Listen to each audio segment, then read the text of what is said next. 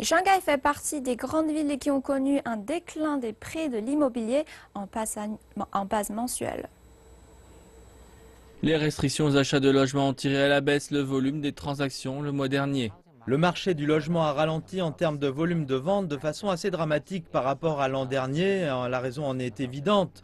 Ce sont les mesures prises par le gouvernement. Les ventes totales sur le marché primaire ont baissé en gros de 15%.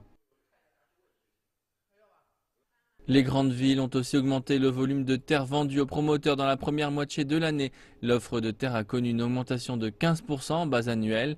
Le 13e plan quinquennal pour le développement du logement lancé par le gouvernement de Shanghai au début du mois dit que la ville va créer 1,7 million de nouveaux logements d'ici 2020, une augmentation de 60%.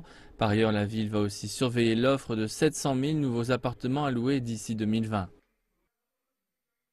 Beaucoup de gens font évoluer leurs priorités, passant de la volonté d'acheter à celle de louer.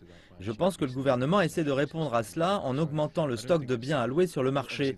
Le gouvernement ne veut évidemment pas perdre les cols blancs qui génèrent la croissance économique de Shanghai. Je pense qu'ils essaient de ménager les changements dont la population a besoin.